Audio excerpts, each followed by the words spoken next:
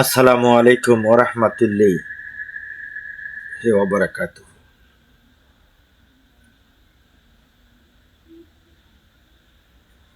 তাই ফরাসি কবি বলেন, পাজে বুজুগি হাস্ত আন্দারিয়া দেয়ো দেয়ো কন দেয়ো কন দেয়ো পাঁচ বুজুর্গে হাস্তো अंदर दियो कौन दियो। প্রকৃত বুজুর্গি হলো আল্লাহর হুকুমগুলো মেনে চলা, তার ইবাদত করা, সর্বদা তার জিকির করা। তাহলে ইহকাল এবং পরকালের সমুদয় বিপদ হতে নাজাত পাওয়া যাবে, তাতে কোনো সন্দেহ নাই। সহিহ বুখারী শরীফ হুজুর সাল্লাল্লাহু আলাইহি ওয়াসাল্লাম বলেন, যতক্ষণ পর্যন্ত তোমরা তোমাদের পিতামাতা ও সন্তানাদি এবং যাবতীয় কিছু হতে আমাকে অত্যধিক প্রিয় না জানবে, ততক্ষণ পর্যন্ত তোমাদের প্রকৃত ঈমানদার হতে পারবে না। আল্লাহ তাআলার সহিত প্রকৃত মহব্বত রাখতে হবে। মহব্বত রাখতে পারলে অসীম শান্তি লাভ করা যাবে। তার উজ্জ্বল দৃষ্টান্ত দেখুন। আইয়ুব আলাইহিস সালামের 7টা সন্তানের মাথার ছাদ ভেঙে পড়েছিল, একসাথে সব মারা গিয়েছিল। হঠাৎ অজস্র সহায় সম্পদ ধ্বংস হয়ে গিয়েছিল। তার উজ্জ্বল দৃষ্টান্ত এটাই। সেই দুরবস্থার সময় তার 3জন স্ত্রী তালাক নিয়ে চলে গিয়েছিল, চাকর বাকর সব তাকে ফেলে চলে গিয়েছিল, তার শরীর মোবারক পচে গিয়েছিল, সবাই তাকে দেশ থেকে তাড়িয়ে বের করে দিয়েছিলেন। সেই অসহায় অবস্থায় একমাত্র বিবি রহিমা তাকে জঙ্গলে নিয়ে সঙ্গিনী হয়ে ভিক্ষা করে খাওয়াইছিলেন। আমার ভাইয়েরা, সেই হৃদয় বিদারক কাহিনী শুনলে পোষণের হৃদয়ে গলে যাবে, পাষাণের হৃদয়ও তো গলে যাবে। তিনি সুদীর্ঘ 18 বৎসর যাবৎ আহসানীয় কঠিন যাতনা ভোগ করেও আল্লাহ তাআলার উপর অটল মহব্বত রেখে আল্লাহর হুকুম আহকাম মেনে চলেছিলেন। সেই জন্য আল্লাহ পাক তাকে পূর্বের চেয়েও দ্বিগুণ পরিমাণ ধন দৌলত, সন্তানাদি দান করেছিলেন এবং বাড়িতে স্বর্ণের বৃষ্টি পড়েছিল। আমার ভাইয়েরা, যেদিন তিনি 18 বৎসর পর রোগ মুক্ত হয়েছিলেন, সেদিন আল্লাহ পাক তাকে ডেকে বললেন, পড়ো সূরা আম্বিয়া আয়াত নম্বর 80, রব্বি আন্নি মাসানিয়াদ দুরু ওয়া আনতা আরহামুর রাহিমিন।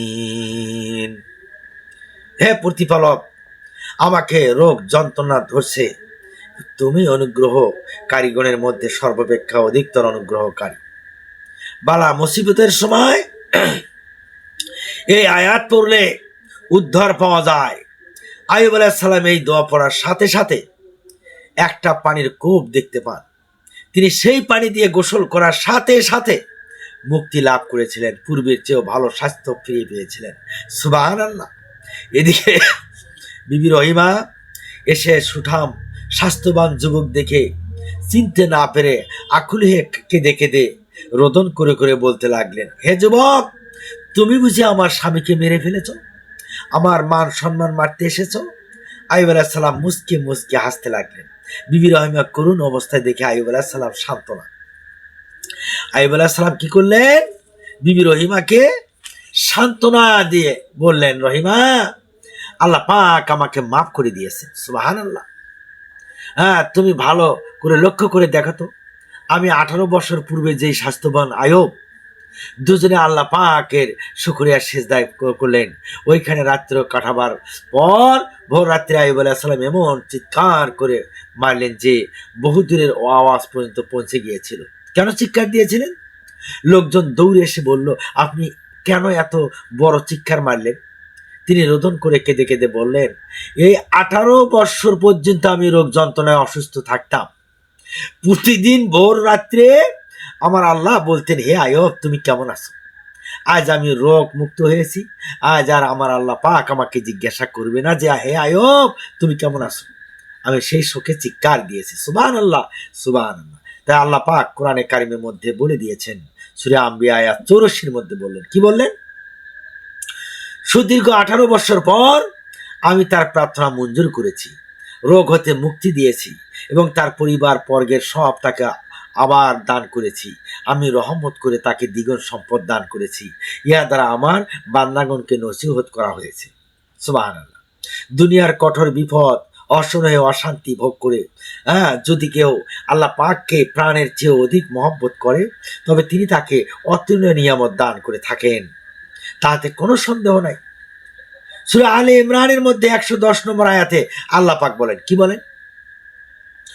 কুনতুম খাইরা উম্মাতিন উখরিজাত লিন-নাসি তামুরুনা বিল মারুফি ওয়া তানহাউনা আনিল মুনকারি ওয়া তুমিনুনা বিল্লাহি।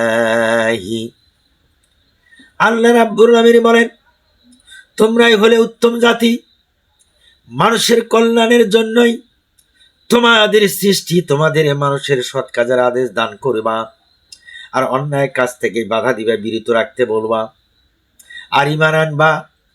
এই আয়াতে কথা স্পষ্ট বলা হয়েছে যে মানুষকে সৎ কাজের উপদেশ দিবে, অন্যায় কাজ থেকে ফিরিবার চেষ্টা করাবে, নিজেও সৎ কাজ করবে।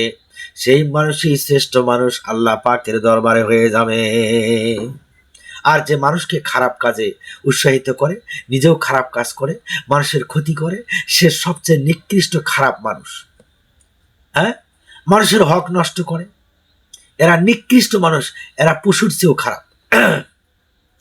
একদিন মুসা আলাইহিস সালাম আরজ করলেন, হে আল্লাহ, যে ব্যক্তি আমাকে নেক কাজের উপদেশ দেয় আর মন্দ কাজ হতে বিরত রেখে, তার প্রতিদান কি হতে পারে? আল্লাহ পাক বললেন, আমি তার প্রতিটি কথার বিনিময়ে এক বছরের ইবাদতের নেকি তার আমলনামায় লিখে দিই। সুবহানাল্লাহ। এমন ব্যক্তিকে আমি জাহান্নামে শাস্তি দিতে লজ্জাবোধ করি। হাদিসে কুরসিতে আছে, আল্লাহ পাক বলেন, হে আদম সন্তান, তুমি ওইসব লোকের দলভুক্ত হয় না যারা তওবা করতে বিলম্ব করে, দীর্ঘ আশা করে, নেক আমল না করে দুনিয়া থেকে বিদায় নিয়ে যায়। পুণ্যবান লোকের মতো কথা বলে কিন্তু তারা পুণ্যবান নয়। মুনাফিকে তারা আসলে মনের আশা